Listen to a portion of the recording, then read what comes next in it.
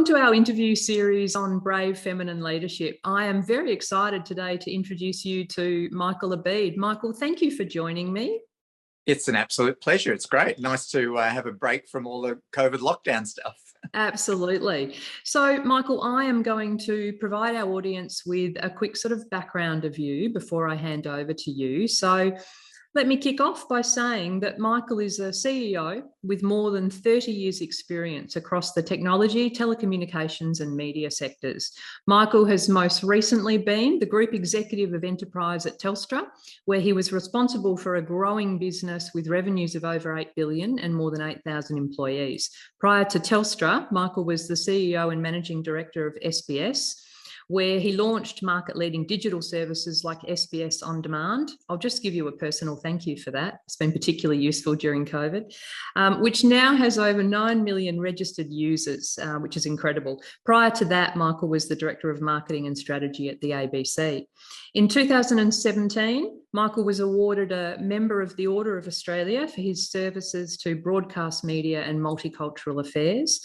And in 2017, a busy year, Michael, he was also named the CEO of the Year by the CEO Magazine's Executive of the Year Awards.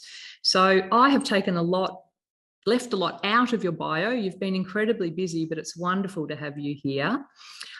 I'm going to just say for the audience, before I hand to you, Michael, is I had not met you before the interview series, before we connected for this. But I had been in the audience on the night that you received the CEO of the Year award. And it was very memorable for me. And it was the energy and excitement and passion that you brought into the room that night.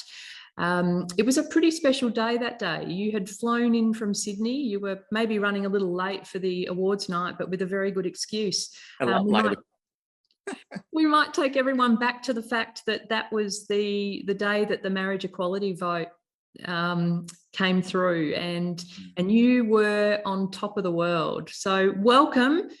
Tell me all about you and who you are, and you can start anywhere you like.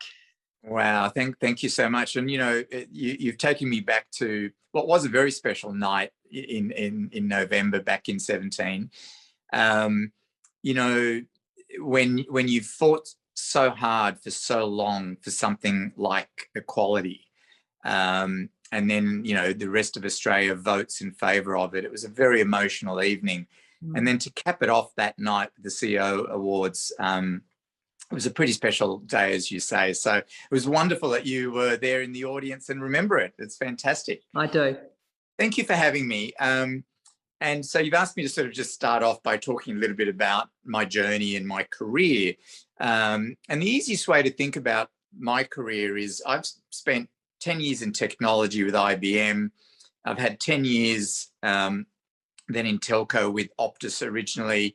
And then I went into media for about 10 years and then had a brief stint at the end with Telstra back into telco, very much in that telecommunications, media, and of course those three things in terms of telco, media and technology are all converging now. And I've really been able to take the learnings from one sector to another throughout my career, which has been very helpful in many ways because, as I say, they're all converging. But my story, I guess, starts as a typical migrant story. My parents came to Australia in the late 60s. I was a couple of years old as a young baby. And it was a very much a migrant story in that they wanted their kids to have a better life and be able to really take advantage of the wonderful things that Australia can offer. And that we did, I guess, in so many different ways. I had my first job at the age of 15, packing supermarket groceries at the end of a checkout. I'm going to age myself a little bit, but back in those days, girls were always on the till, on the cash register, I think mainly because boys couldn't be trusted. And then the boys were always at the back packing the brown paper bags, and we used to carry them out for what was mostly the housewives and put them in their cars. And I learnt very quickly if I was super nice, I would get a 20-cent tip. And that was pretty exciting. And, I then went on to Grace Brothers. And for those of your audiences who are a little bit younger might not remember Grace Brothers, it's now Myers. And again, I learnt the value of working and money very early on when I was 15 with my early jobs. And I guess my parents really instilled that in me as well, because they had a real work ethic. I saw growing up. Both my parents worked. Very often they would do a lot of overtime to bring extra income into the household. And, that was really important as migrants, because often you come to Australia with not a lot. And so my parents really taught me that real sense of work and ethic and the importance of that. And then I went to university. I had this great opportunity to decide where I wanted to go. And I made a decision that I wanted to actually go to university away from home. And I went to Charles Sturt University in Bathurst in New South Wales. And I wanted the opportunity to just, learn to be independent, get my own place, at the ripe old age of 18. And that was, I think, really important for me to really find my own feet and get some independence, which I think living away at university does. Absolutely. It was hard on my mum. I don't think she quite understood it, because at the time we lived about a 10-minute walk from Macquarie University. She didn't quite understand why I wasn't going to go there. But straight out of university, I had my first career role at IBM Australia. I was fortunate to be employed as part of their graduate intake, a fantastic opportunity as a graduate to work in IBM, because they really invest in their graduates, which I've always taken in every company that I've gone in. I've tried to invest in graduates, and I think it's an important part of starting people out in their career. IBM also invests a lot in training and moving you around. So I spent, in my first 10 years at IBM, time in finance, time in marketing, time in sales, and it really helped me understand the different parts of an organisation and how it worked. That together with the technology training.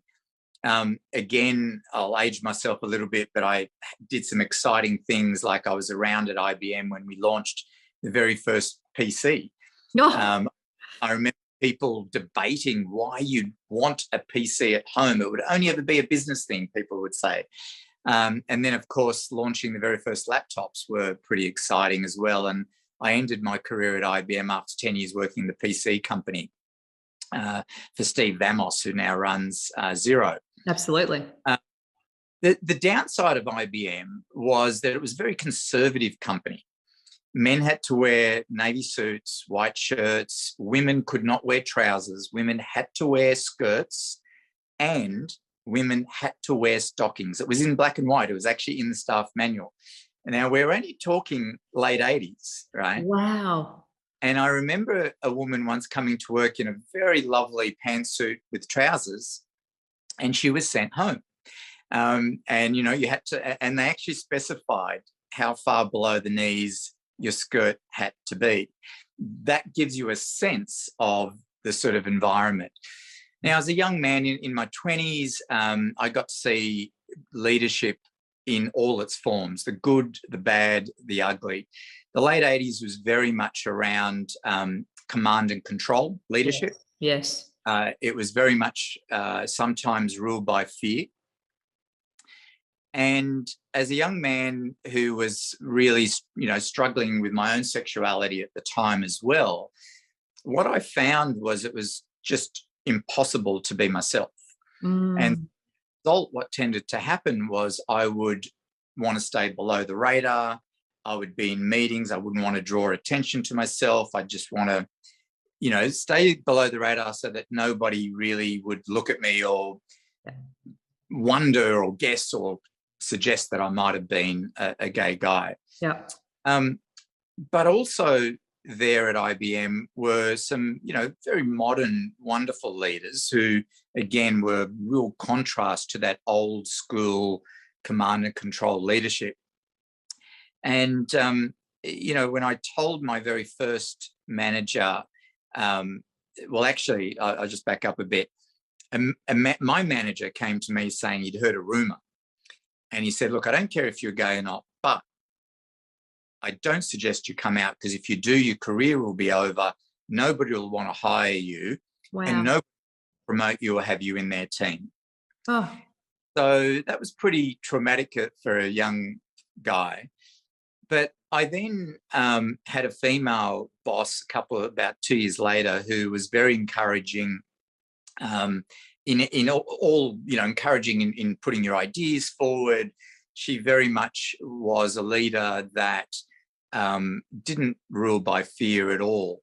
And, she stood out from the pack because she was a woman who inspired respect.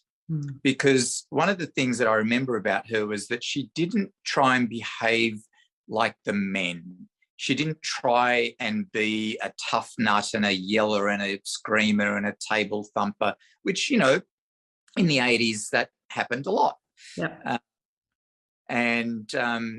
So that was really helpful for me. And I got to see that contrast in leadership, that you could be empathetic, you could be encouraging, motivating and inspiring without being a bully.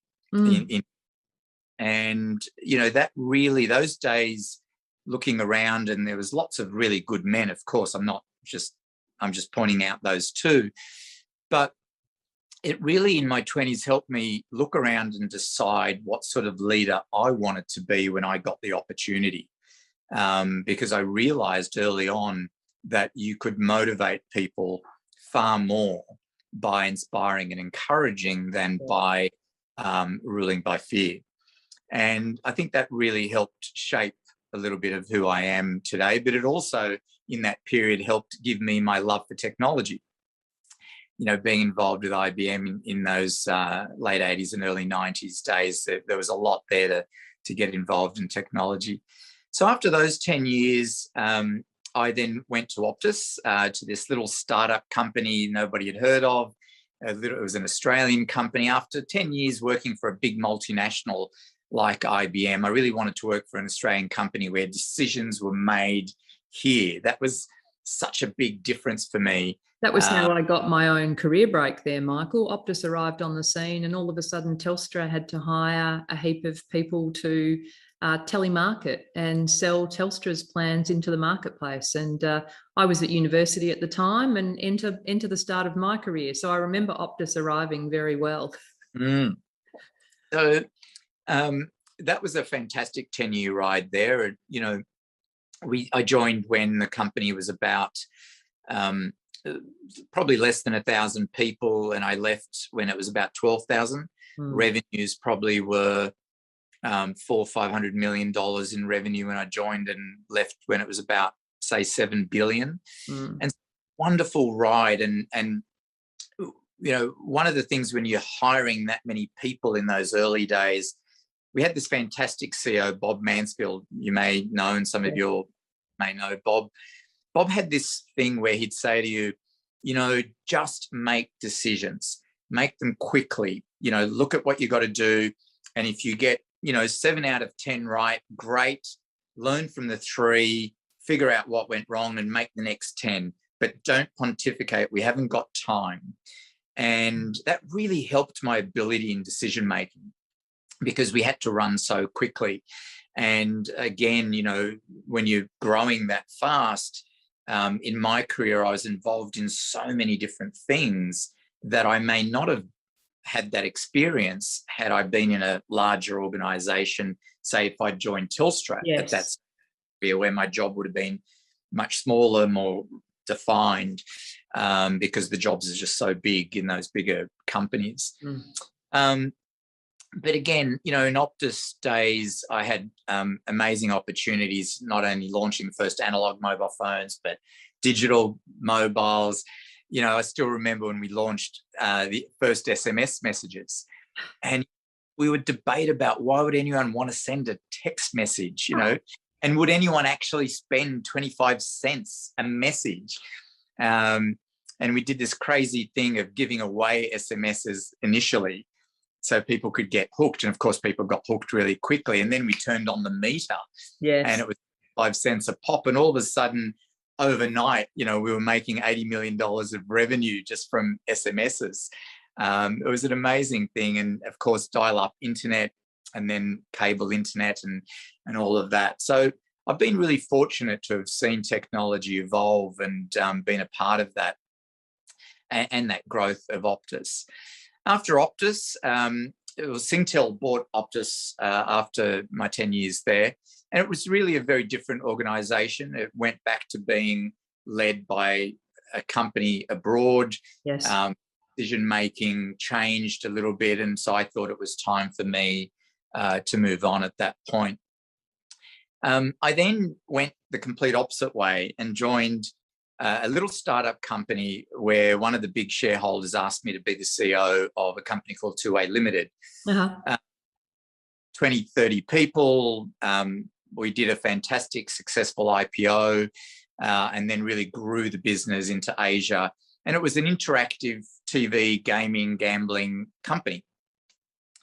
And after all the exciting stuff happened of a successful IPO, raising funds, and then hiring and growing the business, I then very quickly realised that I wasn't passionate about what I did.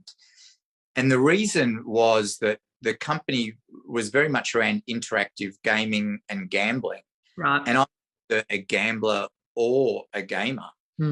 And I just wasn't proud of what I was doing every day. And, the appeal of having my first CEO job and, doing an IPO and a startup was really exciting and sexy. But once that had happened, I really realized that I needed a stronger purpose in what I did in my career. And fortunately, the company was acquired by a major competitor. And so I was able to do a fantastic exit of that business. And, we all did very well out of that. And then I had this opportunity. I was working with BCG on a project for Westpac as a consultant for a while. And they said to me, hey, there's this job going at the ABC. And we think you might be really good for it. You should go meet the CEO, Mark Scott. And I was like, public broadcasting's not really for me. And I met Mark, and he really wanted somebody who was semi-commercial like me, who understood media, because in my last days at Optus, I was running the pay TV business, and I had the channels reporting to me. And one of the things that Singtel, when they bought the company, they wanted to get out of content. And they asked me to then sell the pay TV business to Foxtel, which we did. It was a big deal. There was a lot of people involved in that transaction. So I did enjoy media. And so I went to the ABC and worked on a whole lot of digitization programs, but also launch new digital channels and really helped the ABC a bit more commercial on some of the things that they wanted to do. We launched the news channel, the kids channel, that sort of thing. And of course, iView, the very first streaming service, again, amazing streaming technology that hadn't been done before in this country. I'll issue another thank you at that point. Way before Netflix ever came around. And again, I remember people debating, why would you ever watch television on a small screen? And here we all are constantly watching content now on small screens. But after a couple of years at the ABC, I was then tapped on the shoulder by the chairman of SBS to be the CEO of SBS. And, it was interesting. Joe Skrinsky was the chairman. He's the founder of Champ Private Equity, an amazing, smart man. And one of the real appeals of taking that job was working with somebody who I could really learn from and partner well with. And I think that's really important when you've got that combination in a CEO and a chair. And that opportunity was a huge career break for me that really allowed me to test my own leadership, to test my being able to put my own mark on the organisation. And I have to say, when I joined SBS, it had pretty low market share, low audience reach, and its culture was pretty bad. Employee engagement was in the mid-40s. And I knew that what I wanted to do with SBS was make it really relevant to Australians, not just multicultural Australians, but all Australians. Everyone. So that all Australians could understand cultural diversity and diversity in all its forms, not just multiculturalism. And so I set out initially making sure that we had a fantastic purpose for the organisation that employees could get behind, a really inspiring purpose. And that really worked, and it resonated with our employees, because we didn't really have an inspiring purpose before that. We had our charter from the government, which was boring as bad stuff. And, you know, a charter is very different to a inspiring purpose. And I quickly realised that I wouldn't be able to achieve anything in the company until we changed our culture first. And so Where did you start? Sorry? Where did you start?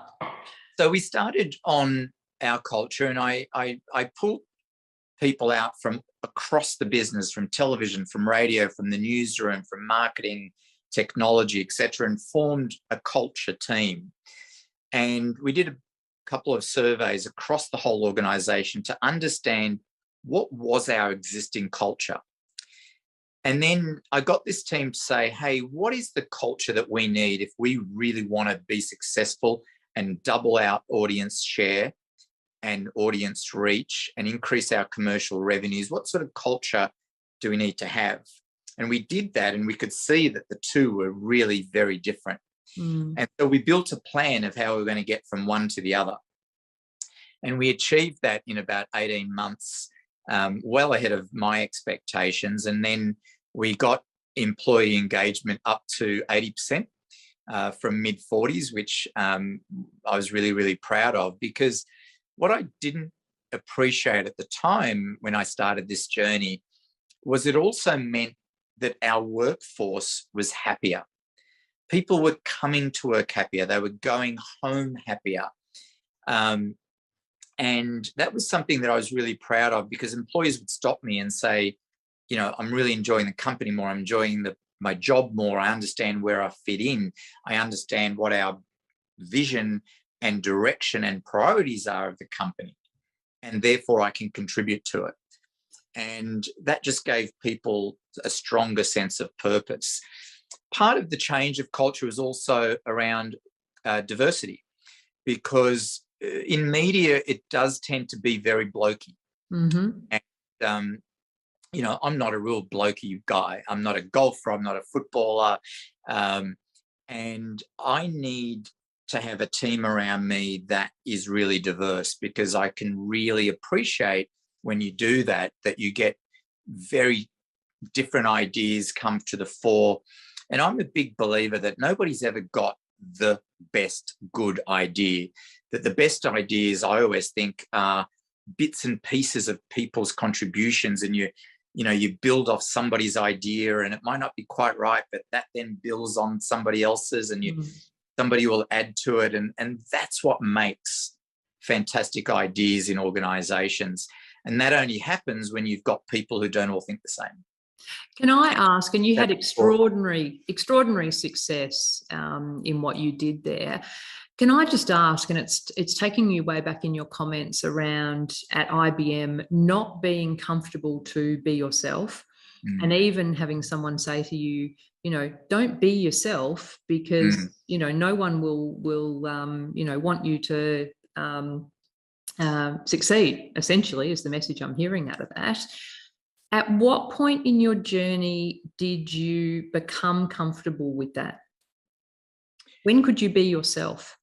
Yeah, I think once I was out at work and I didn't have to worry about the gossip, the innuendos, whether, you know, because I'd seen it done to other people and how it could destroy somebody's confidence.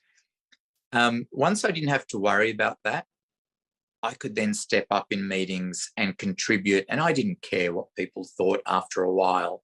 But when you're in those formative early years and you're unsure about yourself, it can be really hard.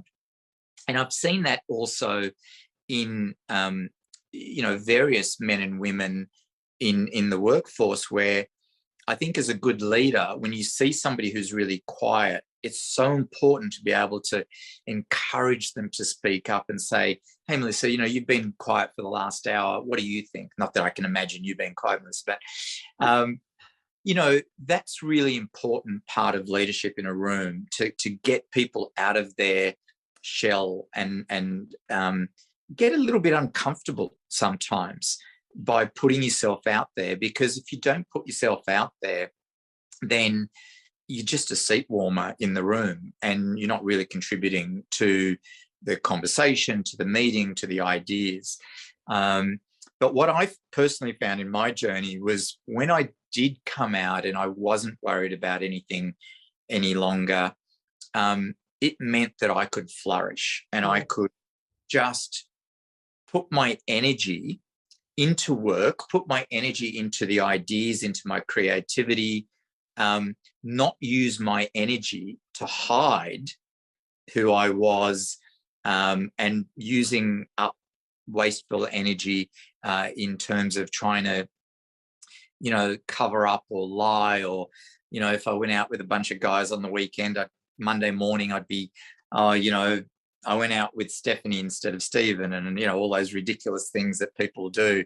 But it's the reality of that era. Yeah. And it fascinates me, so many different things out of that. But, so many people are in work environments where, perhaps they're one of, only female, only Black person, only insert whatever it is that is the... have those feelings often around, I'm not enough, or people won't accept me, or I can't be my true self. I just want to know, what was the tipping point for you from that sort of bravery perspective of saying, I'm going to be myself? Yeah. All minority groups struggle with fitting in. Whether you're a woman in a room full of men, and, I've seen that a lot, and I'm sure some of your listeners have as well. Whether you're an Asian person in a room full of Caucasians, etc. This feeling of, am I going to be accepted? Do I fit in? Is really important. And I think all minority groups, whether it's gender, sexuality, race, need allies to help them. Just as with gender diversity, I think you need men who are willing to change the status quo. Gay people need their allies to change society and the status quo. Gay people can't achieve gay rights on their own. Yep. Women cannot achieve gender equality on their own. And so for me, the tipping point, I think, was having that manager say to me that your career will go nowhere and no one will want to hire you. And I just wanted to prove him wrong. Yes. And, I did go inward for a while after I got that message. Yeah. But then I sort of came out a bit fighting, and I felt there was a drive in me that I had something to prove. And maybe that's driven me a little bit throughout my career. I don't know, because, there hasn't been a lot of, publicly out CEOs up until the last, probably 5, 10 years. When I became CEO of SBS, every other article was, openly gay CEO Michael. I mean, why did that? Nobody ever starts an article with, openly heterosexual Tom so-and-so. It's just like female entrepreneur. Yeah, it was just ridiculous, right? I mean, it was so ridiculous. But I remember sitting down with my husband having a conversation about am I going to be out and proud from day one, or are we going to stay, we had to talk, but there wasn't. I think there was probably one or two other gay CEOs, and so it was something that I felt allowed me to have a voice for the community as well, and I've tried to, where appropriate, have a voice. I did use my voice in my role when I was the CEO of SBS. And I remember being given a really hard time about it at Senate estimates by a couple of horrible right-wing Fruit Loops like Senator Eric Ebeid, who, tried to give me a hard time about being named on the AFR.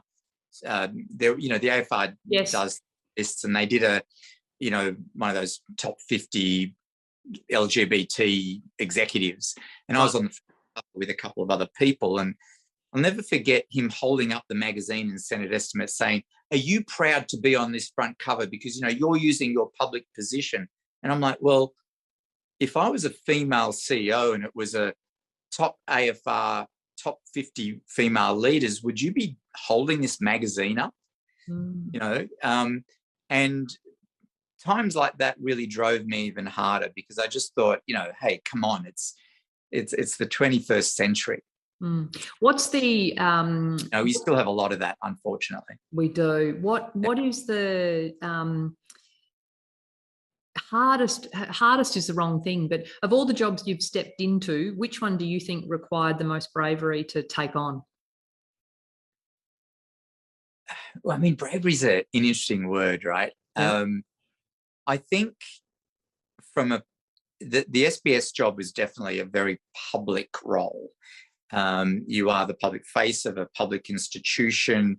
Everybody feels that they have some sort of ownership of public broadcasting and have an opinion on it too.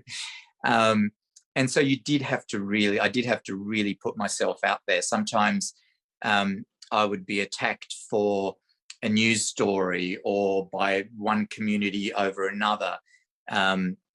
If there was a story about Palestine, I might have been attacked by some members of the Jewish community, or if we ran a positive Jewish story, I'd be attacked by people who were, it was just, it could have been all those things. And when you're in one of those roles, you can never keep everybody happy. And so you're constantly needing to justify your decisions, explain things, defend the organisation, and where it needed to, sometimes apologise if we didn't get something right. I think that's super important. And, I think I used to get a lot of respect from various communities when we would say, actually, we didn't get that right. It wasn't as balanced as it could have been, or whatever. But, I was really proud, in my time at SBS, particularly in the last 5 years, we rarely got accused of political bias or cultural bias or religious bias. We tried very hard to do what public broadcasting is meant to do, which is be truly independent and unbiased.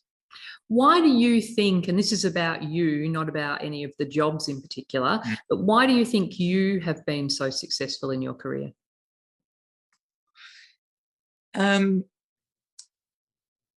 I think, firstly, you do have to be brave in every job, putting ideas and creativity forward and taking risks. I think just wanting to grow, have a vision for what you're trying to achieve is super important. And being able to articulate that vision so people can support you and the organisation and what you're trying to achieve. I think that, you can't be successful without an amazing team, without an amazing organisation that achieves things. I didn't double our audience reach. I didn't do all those things. I was just at the front of the organisation. And I think if you can do that in a leadership role, you can be successful. You can't be a leader and not change things and not improve things. You're just a middle manager if you do that.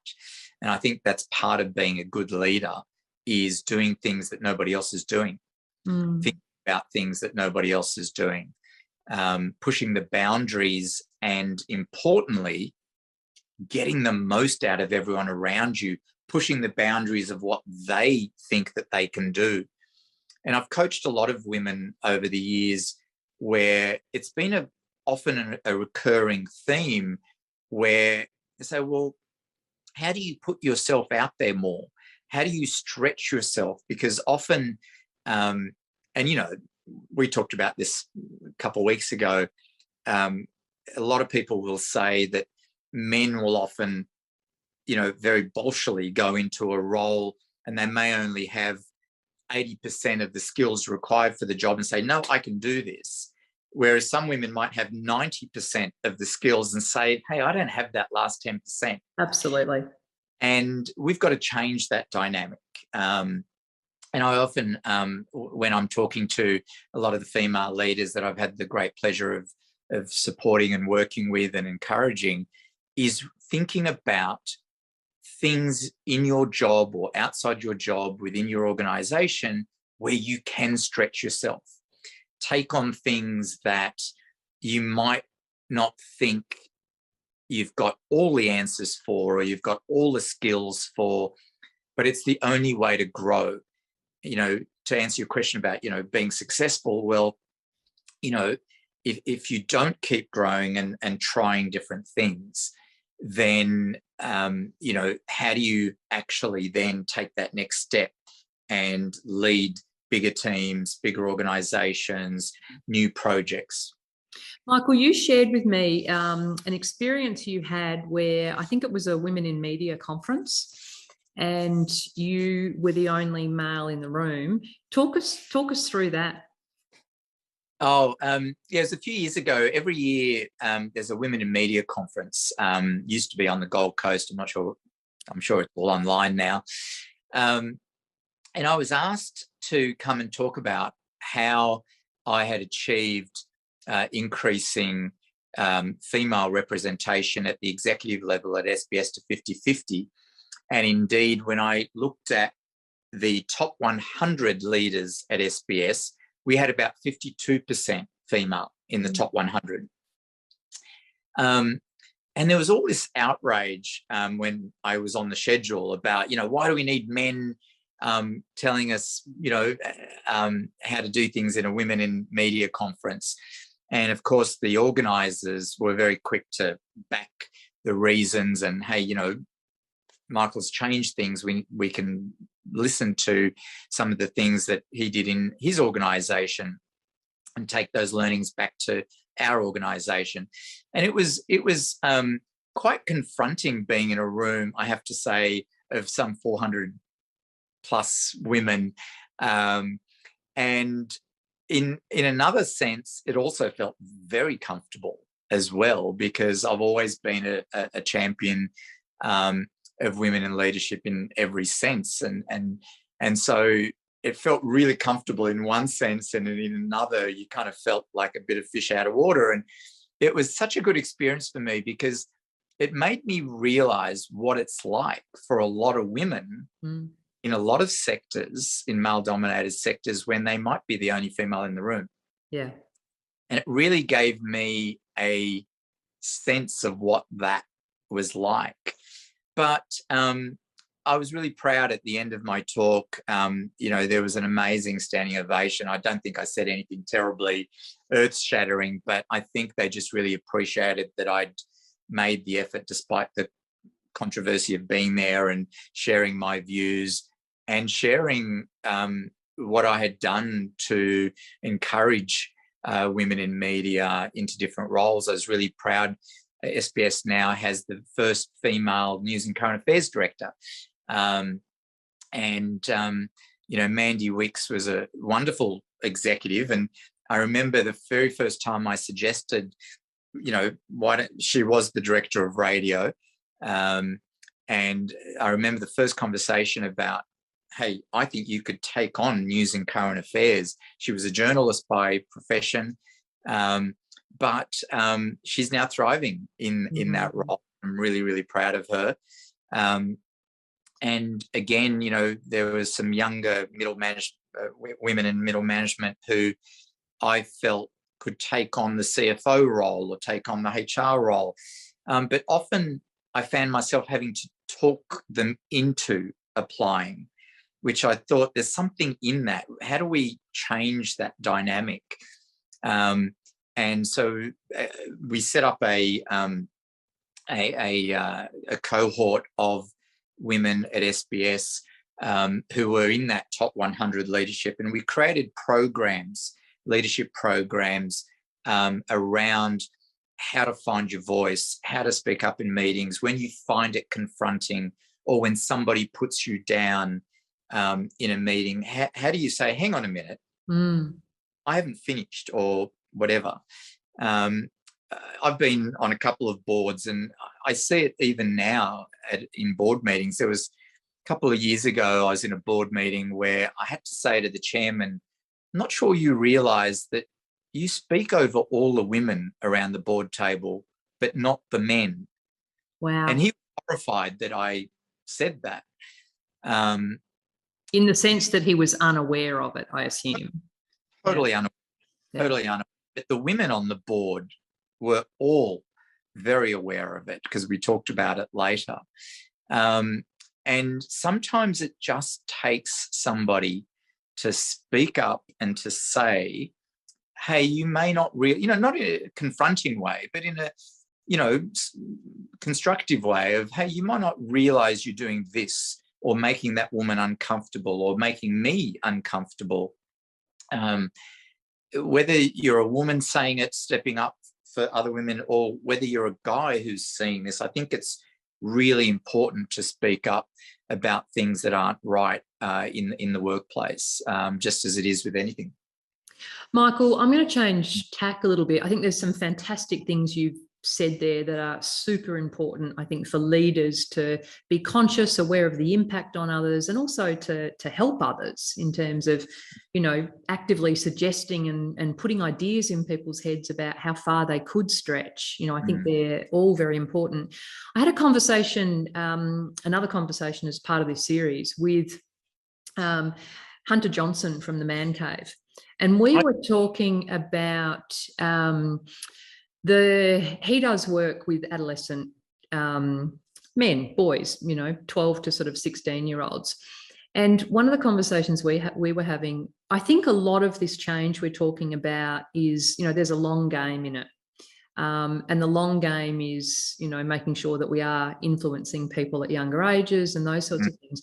And our conversation, which was just fascinating, also talked about the fact that it's a really difficult time, as far as masculinity is involved. And a lot of these adolescents are getting a lot of messages that are entirely appropriate around consent and a whole range of other things. But a lot of them are all around the what you can't do. And there's not a lot of messaging that says, well, what is a good man in 2021? And, I just wonder, does that spark any comment from you around whether it be role models or, because I think it's very much like the conversation we're having around females and gender. You can't be what you can't see. Yeah. You had to overcome someone telling you directly that your career was going to fold if you owned who you were. And at the same time, we've still got a whole heap of adolescents coming up with a kind of, toxic masculinity, is still very present. What do you make of all of those threads of conversation? Yeah, look, I do think it's critically important to get to young men early on this topic. Often young boys growing up do see the wrong things that instill the stereotypes of, dad never washes the dishes, doesn't contribute to the domestic side of the house. So therefore, there's the roles of the sexes. Yes. I was really fortunate having, my parents came from Egypt, Middle Eastern, and, often Middle Eastern men are accused of being misogynist and very much so, generally speaking. Yes. But I was really fortunate. I grew up in a family where dad, I reckon, for most of my life, did the dishes every single night if mum cooked. Yes. It was just, his way of contributing. That was very unusual in a Middle Eastern household. Mm. And, in the same sense, ironically, my father also did all the ironing, right? Only because his father owned a laundromat back in Egypt. And so he'd been ironing since he was, old enough to reach the ironing table. Yep. And probably much, much, much better at it. Yeah. And so, I grew up in this household that didn't have those stereotypes. Mm. And I think that probably helped shape me a little bit as well, in that, mum worked right, I mentioned earlier, right through my growing up. And so I didn't have that view. Now today, I see it a lot. I also, by the way, I'm not a big supporter. I went to a boys' school, and I really think, co-ed schools are much better, because boys on their own continue thinking and they really feed off each other in terms of that toxic masculinity, only to get to an age of, 16 and then 17 and 18 where they sometimes actually don't know how to interact and respond to women. Mm. Whereas I think in co-ed schools, you've just got the sexes all around you. It's almost an unnatural environment. Probably a lot of people disagree with me. Yep. But I really think there's something in that, because when you think about some of the reports that we have seen over the last 2 years of some of the allegations and things that have come out and some of the scandals, it's not always obviously from single-sex schools, but it's a factor. It's a factor of how our society segregates the sexes at an early age, and then all of a sudden expect them to interact and behave appropriately. But we've probably gone down a whole different rabbit hole. But I do think we need to start early, and I think all of us adults need to encourage younger boys and girls in terms of what is good, not just what is bad. Yeah. And I've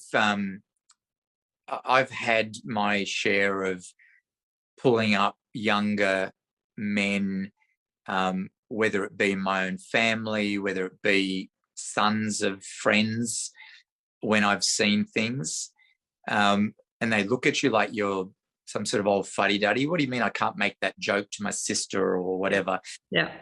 I think those ads that are on at the moment about calling things out are absolutely brilliant. I think they're spot on. But I still see it all the time. I'm sure we all do. Whether it's Saturday morning sports on the side, calling, oh, you kicked like a girl, or you did this like a girl, like it's some sort of negative. Yeah. That language is, got to change. I remember being at the gym recently, and my trainer said to me, "Oh, come on, that's a girl's way," and I was like, well, so it's just inbred in a lot of us, and I think over time, hopefully, the next generation will be different. Did you respond by saying that good? Yeah, it's like Michael.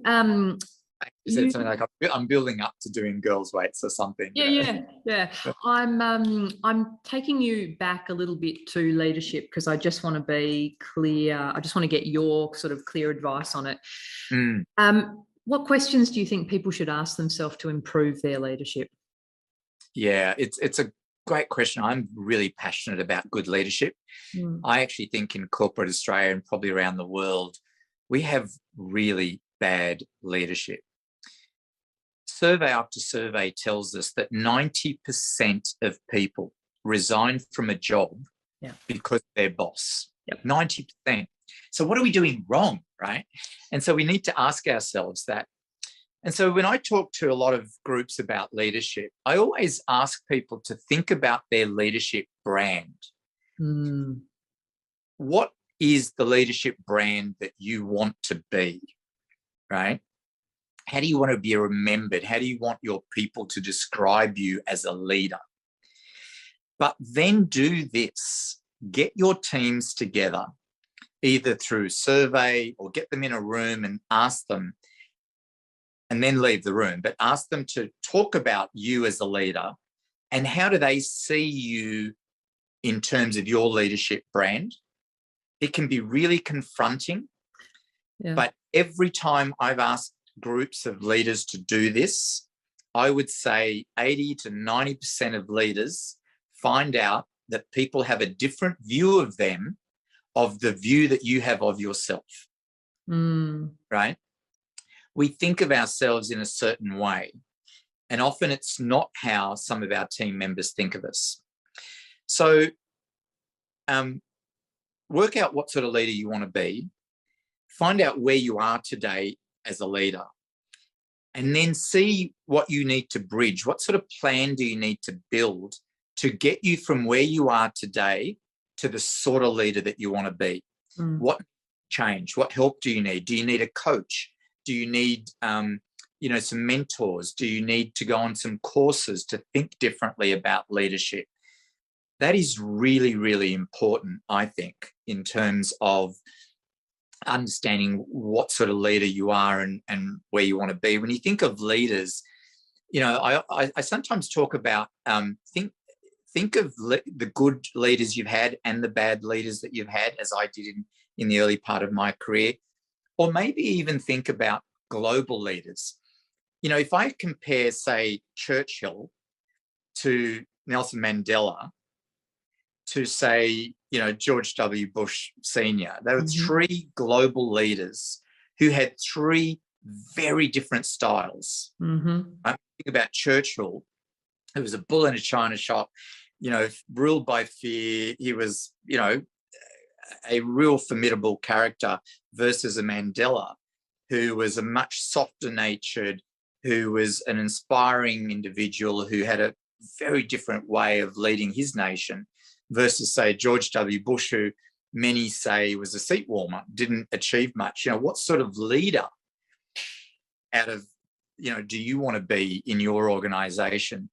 And do that exercise, because I think, that can be really powerful. But I'd also say, the second thing is most leaders, in my experience, underestimate the impact and the shadow that they cast on their teams, the impact that they have on their people. Most leaders underestimate that. And I really encourage leaders to have conversations with your people, with your teams, about the impact that you're having on them, because all of us are very, very different. Some people love to be managed closely, tightly, tell me what I need to do. They don't mind being looked over, they want micromanagement. Other people, like, bugger off, leave me alone, just give me the task, let me at it, I'll fix it, I'll do it. And it's important to know how to manage different people in your team. You can't manage your team the same. And so understanding the impact that you have on getting the most out of a team member is critically important. So if you don't have those, what can be sometimes difficult conversations, I don't think you'll really be able to get the best out of your whole team if you're not understanding how somebody wants to be managed, and importantly, how you're making them feel in terms of, am I giving them enough praise or too much praise?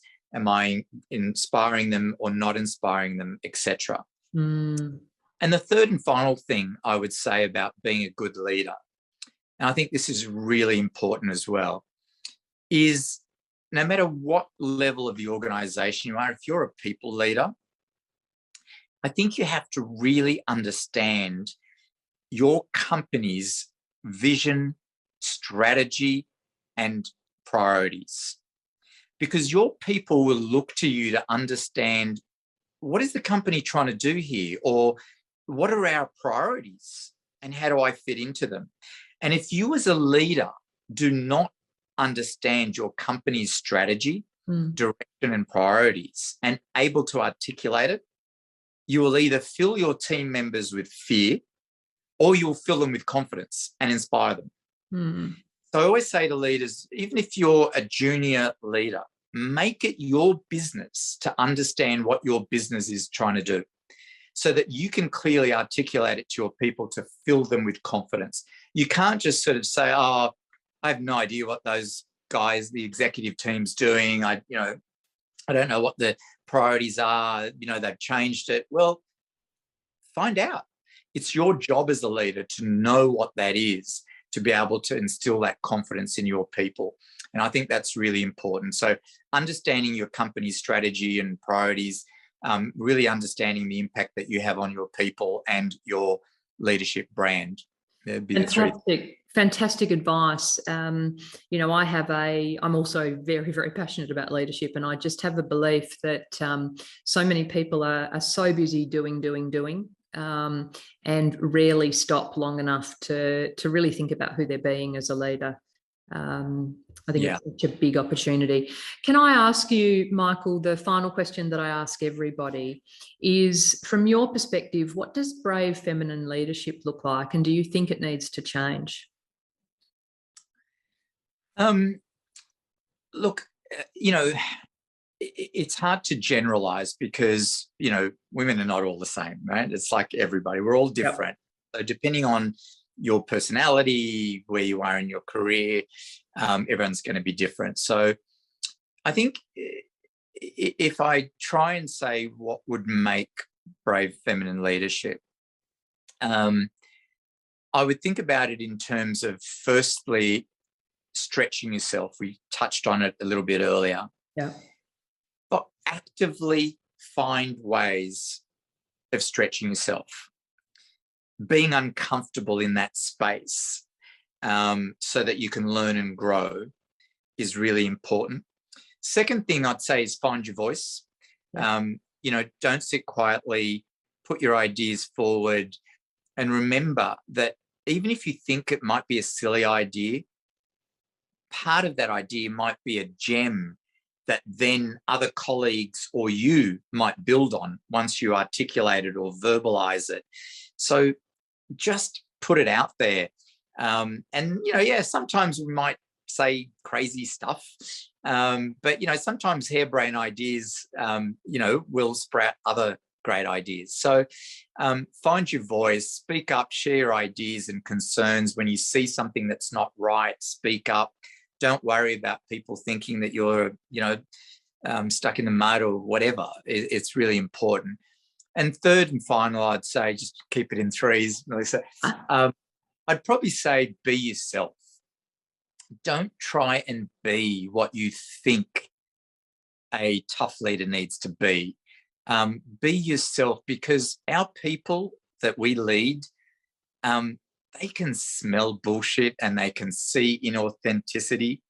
And people don't trust people who are not authentic. I think people can see right through you when you're not authentic. And so, don't try and be, act like, say, a male leader that you had in the past. Just be yourself. And I think people will really respect you for it and admire you and want to be led by you. That's really important, to be yourself and find your voice and just stretch yourself. Michael, thank you so much for being so generous with your time and for joining this conversation on brave feminine leadership. I really appreciate it. It's a total pleasure. It's good fun. Thanks for inviting me.